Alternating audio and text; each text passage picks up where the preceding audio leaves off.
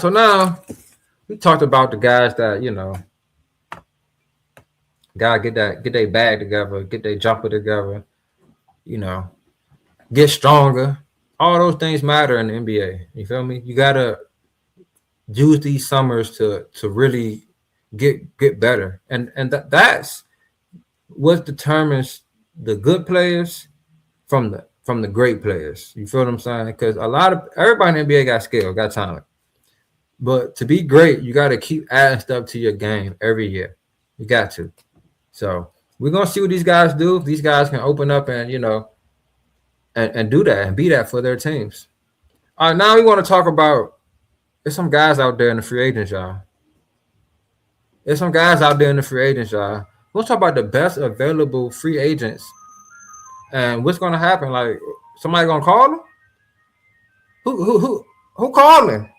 We gonna find out. A lot of these guys are unrestricted. I got a little list here.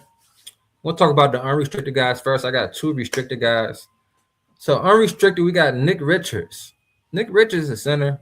You know, when I believe a year or two ago when he came with the Spurs, I mean not the Spurs, the Suns, he had some good games, double doubles. He was getting like 15 rebounds some game. He was playing pretty well.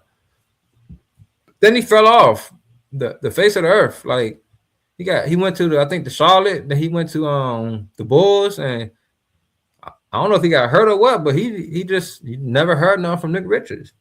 I think he still got something left in the tank. I think a team that needs a backup center, just a guy that's a big body that's going to rebound, a guy that's going to, just like I said, be a big body, can finish some layups. He don't shoot jumpers or nothing like that. But Nick Richards is a guy I thought a team would pick up. It's still early, guys, they're probably still filling out their team, the players they have, the rookies they have, and things of that nature, because this was a good draft. But I think he has some value there. Also, Nick Smith Jr., the guard, I think he has a lot of value, especially for a team that just needs a little boost of scoring off the bench. I wouldn't be mad to see him. Who? I was going to say the Pistons, but they got my boy. I won't be mad if he was with like the Pelicans or something like that. He just need to be on a team that just needs some scoring off the bench. And Nick Smith Jr., he can provide scoring for sure. I think with the Lakers last, they didn't pick up his offer, but that's nothing new. Lakers revamped their whole team. All right, this next guy, he's a veteran center, Jonas Valanciunas. He's a veteran center, and he can come in there and get 10 boards in 2 quarters. Like he can hit the jumper now. He's a big body.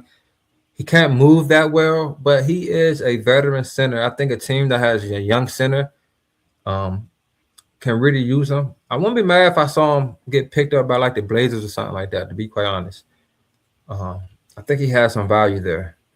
Next guy I got on here is Russell Westbrook, the veteran point guard, triple-double king. I'm not going to say it's weird, but, I know how they do Russ, man. It's interesting to see what's going to happen with Russ. I do think he has value still. He showed it with the Kings. He's just a guy that I don't see a team that's in contention picking him up. I see a team that has a lot of young players that just want to show guys how to, I want to say, play the right way basketball-wise, as far as like the mentality, not mentality, but like the X's and O's, like the IQ things. But just a dog mentality, like we going hard every play. I thought it would rub off a little bit on Zach LaVine, but Zach LaVine, man, that's my guy, but he's disappointed me with his effort. But I think Russ has value, especially for a young team. He's gonna bring that energy every day. You feel what I'm saying?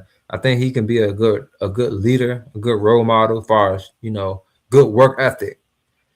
Because a lot of players say he's their best teammate that they ever had. He helped them, get their work ethic a lot better. So I think Russ does have value.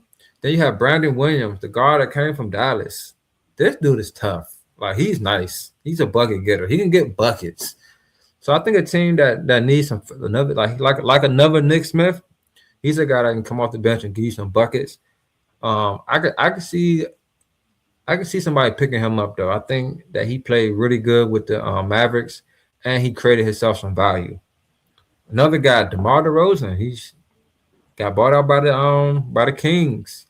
I don't know why the Pistons haven't called him yet, to be quite honest. Shout out to my boy Carl, CTC Carl. He's linked down low. He had the show. He talks about college sports and college football is underway soon. So he's definitely been diving into that. But DeMar DeRozan, I think the Pistons can really, really use a guy like him. Just some buckets. Like K ain't got to do it all. You feel what I'm saying? Even if he come off the bench, that's cool. Just get some buckets. He needs somebody to get at least 15 a game. Golly, like that's not a spot up shooter. So I think that, and he's a veteran. So I think that he has some value there for them. And then we have Mathurin from the Clippers. They say he's seeking out $25 million a year. I think he's a pretty good player. His availability is at question. He's been hurt since his rookie year, and he comes off the bench. But skill-wise, he can play some good ball. He rebounds pretty well. He can hit the three. He can get his own buckets, and he plays with an edge. So I can see teams. I think I heard it was some teams that were looking. The Bulls and the Pelicans were looking to see if he can get him on a sign and trade, depending on what the Clippers are going to do. He is a restricted free agent, so they could, match any offer that any team gives him. And then the last guy is Peyton Watson. This is my guy. I really like Peyton Watson's game. I'm surprised the Nuggets did not re-sign him. But then I looked and I thought about it. They just gave Christian Braun what he want. So they gave him, they put out there 5 years, $70 million for him. He said, "No, man, I'm trying to get at least $25 million a year." You feel what I'm saying? And guess who got that deal? Christian Braun. Last year in October. 5 years. Hold on, wait, he right here. 5 years, $125 million. And guess what Christian Braun did last year? Averaged 12 points, 4 rebounds. He shot 30% from three, and he only played 44 games. What a letdown. And let's see Peyton Watson's stats. Peyton Watson had a breakout year last year. He had some when Jokic and everybody was hurt, he helped keep them afloat. But he also dealt with injuries last year. He played 54 games, started in 40, averaged 14 points, shot 41% from three. And he pretty much can do the same thing Christian Braun do defensively, but offensively, he's much better. I know the Nuggets right now are punching the air. They're like, oh my goodness, we done jumped the gun a year early. I don't know what they saw in Christian Braun. I feel like he's a good hustle player, but offensively, he's not consistent.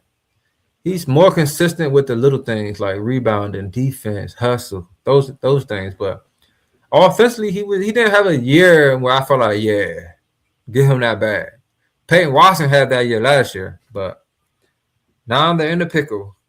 Are they going to be able to match if a team do give him that 25 a year? And I wouldn't be mad if the Pistons try to get him. He's nice.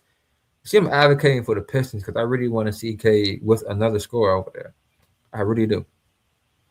So those are some free agents out there that I think have some value. And teams should definitely tap into those guys. I know it's still early in the process, but these guys all have value. And we're going to see if they're going to get picked up.